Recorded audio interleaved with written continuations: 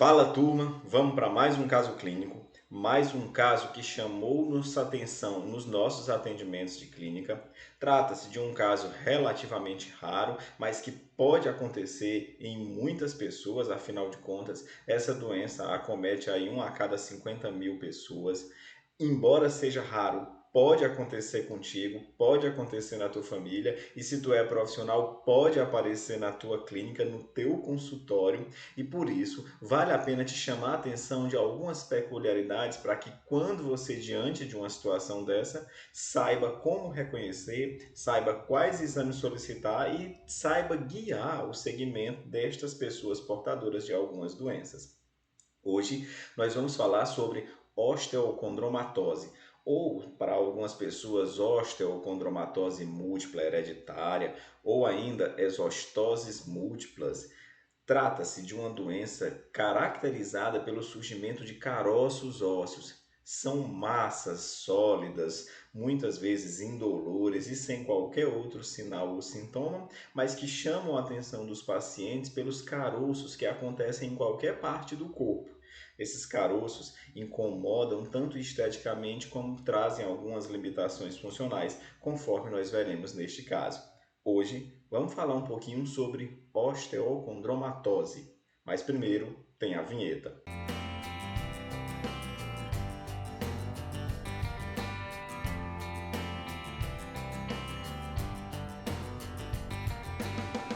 A osteocondromatose não é uma doença tão comum. Trata-se aí de uma doença com uma estimativa de aproximadamente 1 a cada 50 mil nascidos. Tem um surgimento variado, que pode comprometer não só uma extremidade óssea, como diversas outras estruturas ósseas.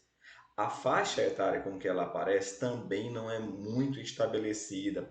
Alguns artigos na literatura apontam que ela costuma acontecer entre a segunda e a quarta décadas de vida, mas ela pode sim surgir em crianças, como a criança ou o adulto que é acometido da osteocondromatose não tem dor, não tem sinais flogísticos e não tem outras características que lhe sugiram uma doença, muitas vezes eles nem pedem auxílio médico e vão postergando o diagnóstico até com que algum médico se depare com ela e feche o diagnóstico. Também eu queria inovar um pouquinho os nossos casos clínicos, mostrando um método que é utilizado largamente na prática clínica, principalmente na medicina centrada no indivíduo, por médicos de família e comunidade e até por clínicas em geral, que é o método SOAP.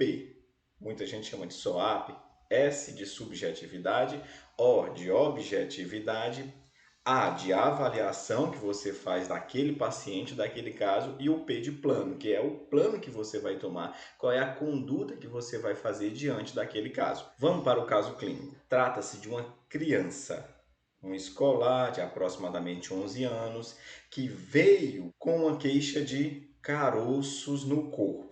Esses caroços começaram a surgir aí por volta dos 3 anos de idade, ou seja, a criança estava com 11, então já tinha pelo menos 8 anos de evolução. Mas, como a criança não tinha dor, não tinha outras queixas e não tinha nenhuma coisa que chamasse a atenção dela naquele momento, foi postergando-se e os pais acabaram não procurando auxílio médico antes.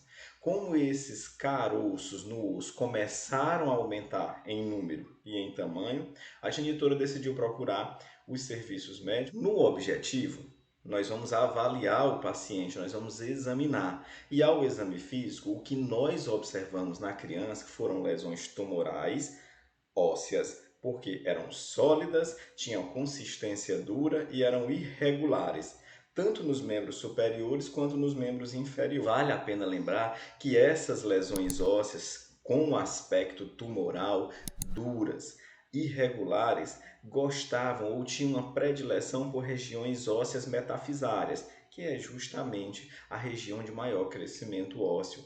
E destacava-se principalmente no ombro, como visto na imagem acima, na região do braço, do antebraço distal, ali na região ulnar e nas pernas. Todos esses tumores não tinham sinais flogísticos, ou seja, não tinham dor, não tinha hiperemia, não eliminavam qualquer secreção, não apresentavam nem sequer limitações graves do movimento. apresentava sim algum grau de disformidade, como uma inversão ou um encurvamento ósseo que poderia limitar no futuro, mas no momento não limitaria a criança. Também nós percebíamos que, junto às deformidades ósseas promovidas pelas tumorações ósseas, pelas exostoses ósseas, também verificava-se o hálux direito e esquerdo valgus, provavelmente para reforçar o equilíbrio da criança, os membros tanto superiores como inferiores encurtados. Encurtados principalmente porque o volume do tumor ósseo acabava pesando mais e causava curvaturas nos ossos da criança, tornando ela um pouco mais curva, mas ainda sem limitações de movimento. A imagem das radiografias mostravam lesões densas de consistência óssea, algumas irregulares, outras bem simétricas, bem regulares. E todas aquelas deformidades e caroços ósseos que ela referia no corpo realmente eram de consistência óssea. Nós focamos agora o nosso rol diagnóstico para as doenças do osso, porque algumas doenças ósseas cursam com tumores ósseos que vão de um rol desde benignos até malignos, e muitas delas têm tratamento ou pelo menos algum suporte paliativo para tentar diminuir os sintomas daquela pessoa portadora da doença e melhorar a qualidade de vida. No A, nós taxamos a lista de doenças que poderiam ser a partir da ausculta clínica da criança, no S, no subjetivo, e na avaliação do O, que é o objetivo, inclusive com o exame físico e a radiografia que ela já portava. E das nossas avaliações surgiram pelo menos 5 doenças. Por exemplo, o condrossarcoma. O condrossarcoma é um tumor ósseo mais de cartilagem, mais comum em faixas etárias mais avançadas, em idade mais avançada, por exemplo, no idoso. Não é comum na criança, e se acontecer na criança, normalmente um grau de gravidade muito maior, a criança perde o membro muito precocemente, não teria uma evolução aí de 10, 11 anos, como é o caso dela, que já cursa aí com 8 anos de evolução. O encondroma é um tumor benigno, principalmente benigno, um tumor de ossos longos, que poderia aí ser um dos nossos diagnósticos. Como é que a gente confirma o endocondroma? Através do estudo genético, porque ele está relacionado aos genes IDH1 e DH2. Pode ser, por exemplo, a exostose múltipla. E essa exostose múltipla também tem o nome de osteocondromatose. E ainda tem o nome de osteocondromatose hereditária múltipla, porque caracteriza-se por exostoses ósseas múltiplas e em diversos sítios ósseos, que pode comprometer desde os membros ao esqueleto axial. Essa era a nossa principal característica, era a nossa principal hipótese diagnóstica, até porque a mãe parecia que tinha osteocondromatose. Ela está relacionada aos genes EXT1 e EXT2. Cordoma é um tumor relacionado principalmente à cartilagem. Ele está muito relacionado à esclerose tuberosa. Além disso, tem um gene que está diretamente relacionado a ele, que é o TBXT. Mais uma doença que eu queria te lembrar, que é a doença de Paget. Nós já falamos sobre a doença de Paget. É uma doença caracterizada por sítios de crescimento anormal de osso. Um osso qualquer começa a ativar um sítio de crescimento e esse osso cresce. Normalmente ele cresce ativando a cortical e leva a protuberâncias ósseas. Normalmente é relacionada a faixas etárias bem elevadas, a idades avançadas. Também não parecia naquela criança.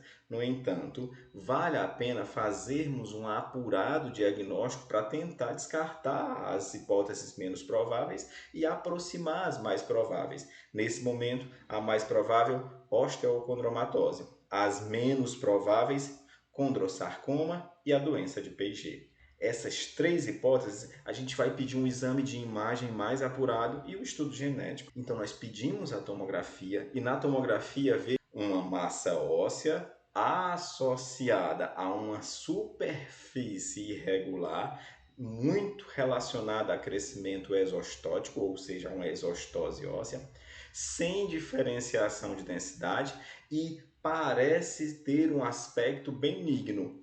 Quando nós recebemos o resultado genético, veio exatamente mutações no gene XT1 e XT2, fechando o diagnóstico da osteocondromatose.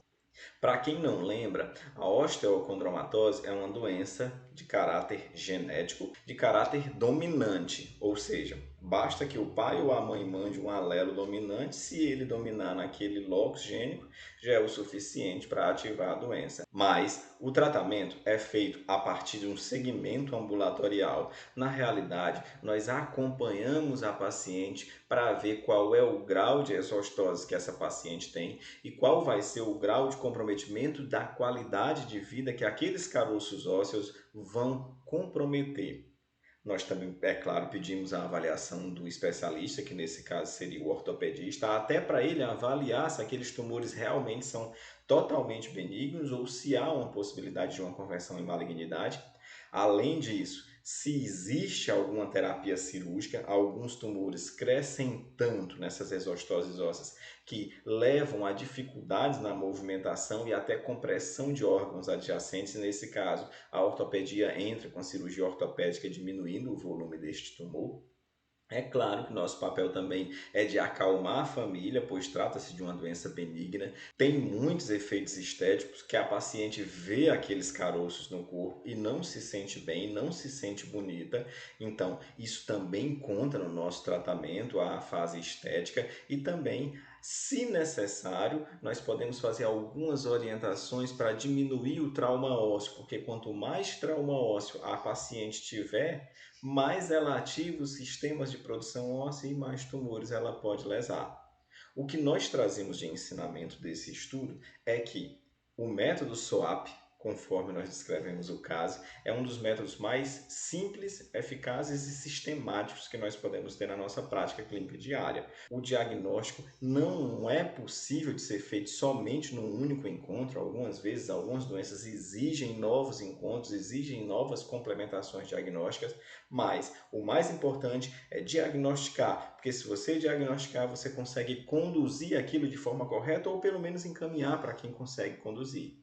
E em algumas doenças, é claro, nós não conseguimos encontrar uma cura.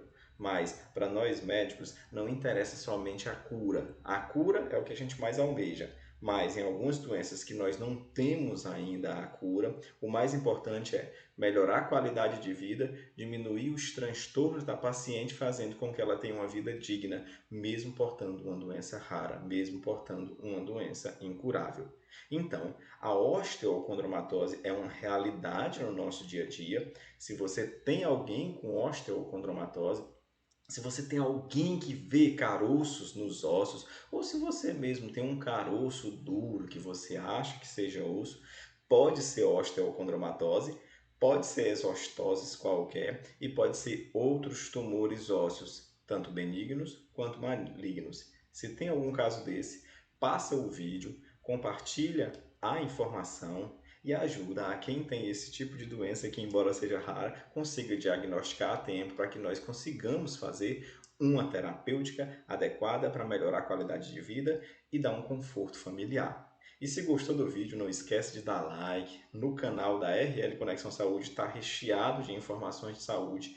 Também temos uma playlist só de casos clínicos. Infelizmente, nós só conseguimos postar os casos clínicos que mais nos chamam a atenção e que a gente tem tempo de discutir. São vários casos, a lista está enorme, mas se gosta de caso clínico, se gosta de informações de saúde, não esquece de se inscrever, ativa aí o sininho de notificações para tu receber a informação todas as vezes que o RL Conexão Saúde postar um vídeo novo. Critica, dá informações, sugere. Se tu quer algum tema que te interessa, que nós podemos encontrar no nosso dia a dia, também sugere. E até o próximo vídeo. Continua com a gente, continuar a construir o canal da RL Conexão Saúde. Até o próximo vídeo. Tchau!